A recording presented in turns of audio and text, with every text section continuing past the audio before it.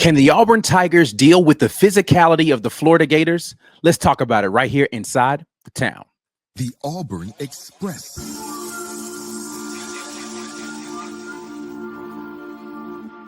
You are now listening to the War Rapport Longtown Podcast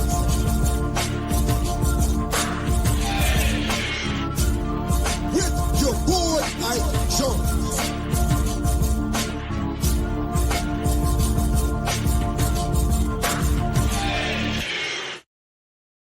Auburn versus Florida coming up here Saturday inside of Neville Arena. Welcome inside of the Lobtown part of the Auburn Express, powered by the War Rapport. Thank you for everybody who is in here checking out this coverage. And this promises to be a very physical matchup inside of Neville Arena. The Florida Gators are a very physical basketball team. They are going to try to dominate on the glass. They're going to try to dominate physically on defense and force Auburn out of the spots that they want to be in. So it's going to be incumbent on Auburn to match the physicality of the Florida Gators. If you're in here watching this, make sure you go ahead and share this content with somebody and subscribe to the channel if you haven't already. But let's talk about this game.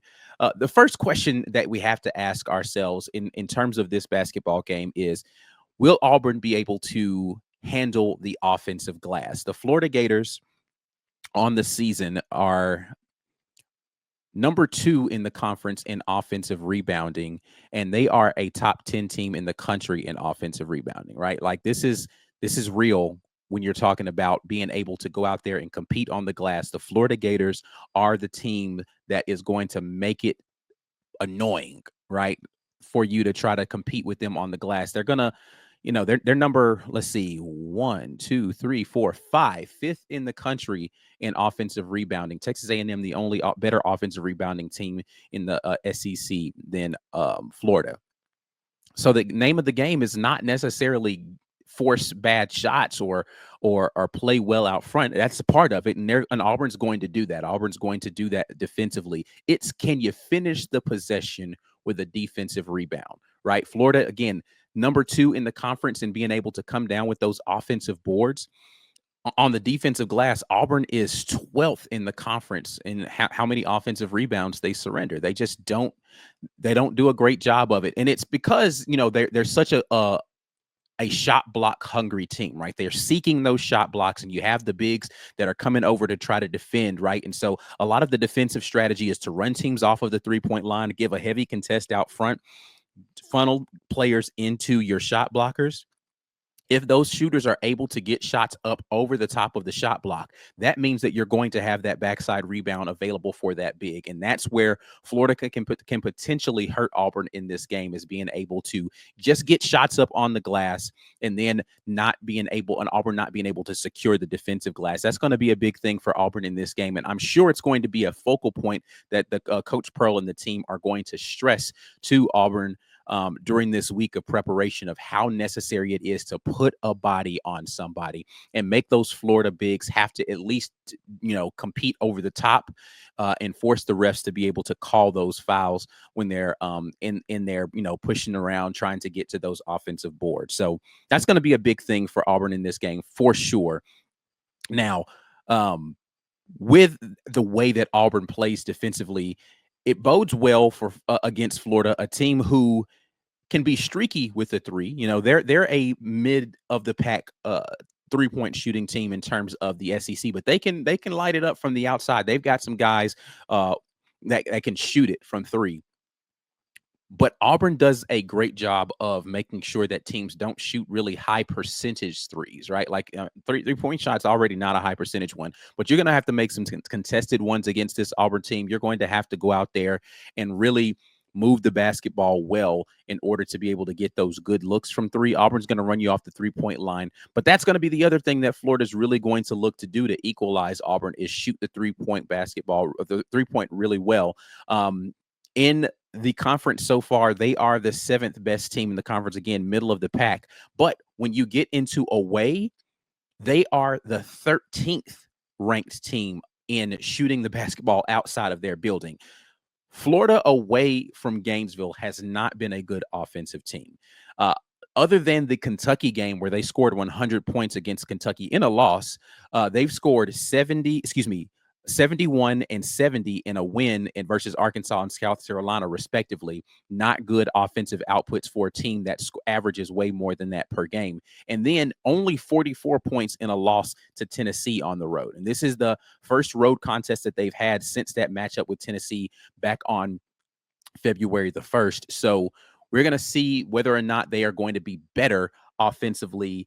But again, they haven't done a good job other than that very first game versus Kentucky on the road. And Kentucky, we've seen in recent weeks, not a great defensive team. So I don't know that that's impressive for Florida to be able to do that versus that Kentucky team. But a lot of what happened in that Kentucky game is they shot the three really well, right? In that game, they were able to shoot 12 threes. They knocked down 12 threes in that Kentucky game. And Auburn has not given up double-digit threes to any team so far this season. For Florida, they hit 8 threes in that Arkansas game, 8 threes in that South Carolina game. Both of those games, they still only scored 70, 71, and 70 points. And then they were 4 of 27 on the road versus Tennessee. And so Auburn and Tennessee, very similar defensive philosophy. So I think Auburn's going to try to employ a lot of the things that Tennessee did in that game. Now, Tennessee absolutely dismantled that Florida team, particularly in the way that they were able to compete on the interior on the board. So Auburn going to look to try to employ some of the things that Tennessee did to disrupt what Florida wants to do on the offensive end. But again, it's going to be about the physicality in this game for sure about that. If you are intending to watch this game and maybe you want to, I don't know, take a look at some of the projections for your favorite players, you can do that over at Underdog. Underdog Fantasy allows you to look at that. Maybe you want to do something for the big game coming up on Sunday, and there are some great projections that are available for you out there as well. New customers deposit and get up to $1,000 in bonus cash when you use code Rapport over at Underdog Fantasy. We had a fun time with this on this past game, looking at some of the projections that were out there for the Oklahoma game. We'll do that again this Saturday when we do the pregame there for Florida. But if you want to get in on the action, make sure you head over to underdog.com. Use code Rapport when you do. Again, you get a deposit bonus up to $1,000 bonus cash there for you to be able to use for whatever entries that you decide to deploy out there. The other big thing that you want to look at in terms of Florida, really the only other major storyline from the Florida standpoint, is going to be the health of Walter Clayton Jr. Now, he missed the entirety of that Vanderbilt game, which Tennessee won fairly handily, but he injured that ankle during the aforementioned Tennessee game. And I just said Tennessee won, excuse me. Florida won that game versus Vanderbilt pretty handily, but he injured that ankle in the Tennessee game. He twisted it once at the end of the first half, close to the end of the first half, and then he re-injured it later in that game in the second half when he came back and played. Did not dress out at all for the Vanderbilt game.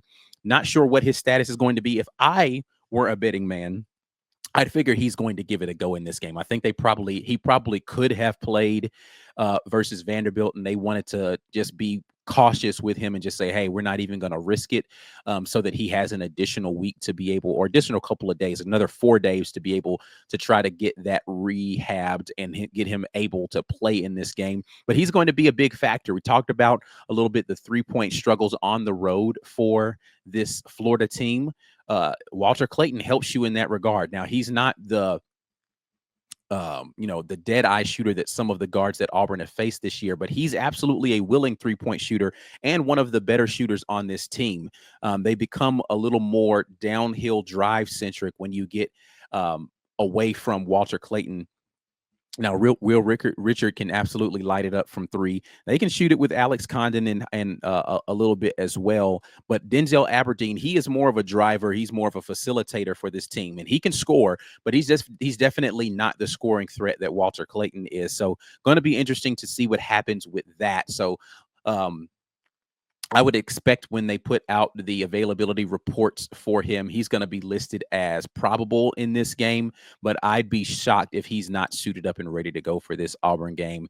Now, how effective he's going to be, I don't know. I don't know the extent of the injury, and they're not going to probably divulge too much of that. But in his absence, they're going to have to figure out how to get some productivity from some of these other guards that they have. And they did a good job versus Vanderbilt. But in the Vandy game, they also had a huge advantage on the inside, and they took advantage of that size and physicality difference that they had versus Vanderbilt. So it became a game where, eventually Florida's physicality and size just kind of got away from Vanderbilt in that game. It's going to be a more even matchup here versus Auburn. Now, I'm not going to try to say that this is going to be a Tennessee versus Auburn style thing where it's going to be a slugfest throughout and, ugly game that might be in the 60s or something like that. But it wouldn't surprise me if that was how it ended up being, just because of the nature of how these two teams defend. Now, when you look at what Florida has been able to do on the season defensively, they are one of the better defensive teams in this conference. They're 6-3 overall in the conference, and they defend very well. They're the fourth best in defensive efficiency in the conference. Now, again, on the road, that number drops to 10th as far as the ability to defend on the road. And 13th in adjusted efficiency on the road. So Auburn will have their opportunities to go and score. So let's talk about the Auburn side of this from an offensive standpoint. Important in this game, Jani Johnson, he needs to stay out of foul trouble. He and Dylan Cardwell have to stay out of foul trouble. Understated that Jani Broome needs to stay out of foul trouble as well, but typically the issues with foul trouble for this team on the interior have been with Dylan Cardwell and Jani Johnson. You need both of those players to remain on the floor for as many available minutes as they can, because you're going to need their ability to wall up defensively and get to the glass to be able to secure rebounds in this one. Now, a big kind of other side of that is, depending upon who they're going to be guarding Jani Broome with, whoever the matchup is with Chinyelu for Florida, that matchup needs to make sure that they figure out a way to get him into foul trouble, because he is a huge part of their ability to protect the rim. He is a great shot blocker, and he is an excellent, just physical offensive rebounding force. Now, Alex Condon, a really good rebounder as well. Howe is a good rebounder as well, right? I'm not taking anything away from the other young men that are there on the interior, but to me, Chinyelu is kind of the guy that their offensive and defensive identity, as far as the physicality and the way that he presents himself around the basket, he kind of embodies all of those things that you want to be able to do from a Florida standpoint. So getting him in foul trouble and the bigs for Auburn staying out of foul trouble, going to be huge factors in this game. Now, Jani Broome did not have a great game on the road versus Florida last year. And he's going to look to try to do better than he did last year. Now, in SEC tournament, very different situation. They're going to want to repeat what they did in the SEC tournament versus this team. And I think that this Auburn team, I know that this Auburn team is a better offensive squad than they were last year. They have more shooters who are able to kind of just get things going than they did last year when they were on the road versus Florida. But I'm going to be looking at, because of the importance of the rebounds, how well the guards for Auburn rebound. Now, in the previous matchup with Tennessee, when the rebounding was stressed, and Mississippi State, when rebounding was stressed, you saw guys like Myles Kelly step up and be able to do a better job going and getting to the glass. I expect Myles Kelly to have 6 or 7 rebounds in this game, because I think that's going to be a thing that they're harping on with him during the week, is we need our guards to get down in there and rebound, particularly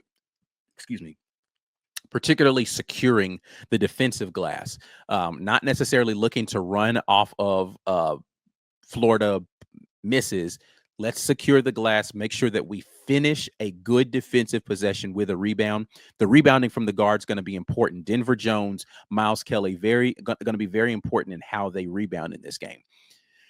And I think the last key thing for Auburn in this one, and he's shown up in all of these top 20 kind of matchups, and this is a top 10 matchup, Tahad Pettiford needs to get out of his offensive slump in this one. Denver Jones has bounced back, and I expect him to be solid again back at home inside of Neville Arena. But Tahad needs to get off the snide in his ability to knock down shots. And not turn the ball over. You're going to need a big game from him because the guards for Florida, they have some really good guards. And I think he just kind of gets his juices going in these kinds of matchups. But you need big game Tahad to show up in this one to be able to have the comfort that you want as an Auburn team inside of your building. You're going to need big shots from Tahad Pettiford. You're going to need a big game out of him. So looking forward to now. Myles Kelly didn't have a great shooting game in this last one versus Oklahoma, but he hasn't really had, stretches of multiple games where he hasn't shot the ball well. But Tahad now, it's been a few games now where Tahad really just hasn't been the threat from beyond the arc, particularly that he was earlier in the season. So he needs to find that range in this one and really get going. So looking forward to Tahad Pettiford to really have a breakout game here to break out of that slump that he's been in. He still played well as far as being able to facilitate. He's had some really good looks on the interior. He's turned the ball over a little bit, but it hasn't been too crazy. It's been some, him being a little too ambitious on some of the passes that he's attempted to make. But for the most part, he's played well, but he hasn't shot well. And so I'm looking for Tahad Pettiford to have a bounce back game in this one. So, considering all of those things, what I want to do is hear from you. What are your thoughts on this game? What are going to be the big keys to victory for you in terms of how is Auburn going to get across the finish line and remain undefeated against a tough Florida team? For me, again, it's controlling the defensive glass. It's going to be making sure that your bigs stay out of foul trouble, and then Tahad Pettiford having a breakout offensive game. So they're going to need to do those things to make sure that they can come away with the victory. But I want to hear your thoughts right down there in the comment section. Let me know how you're feeling, what you're thinking about this game. Before you get out of here, please share this content with somebody. Like the video, subscribe to the channel if you haven't already. Green Name Gang, we'll be back with a little bit of watch party action for you all during this game as well. But I'm out of here. Until the next time, and as always, War Eagle.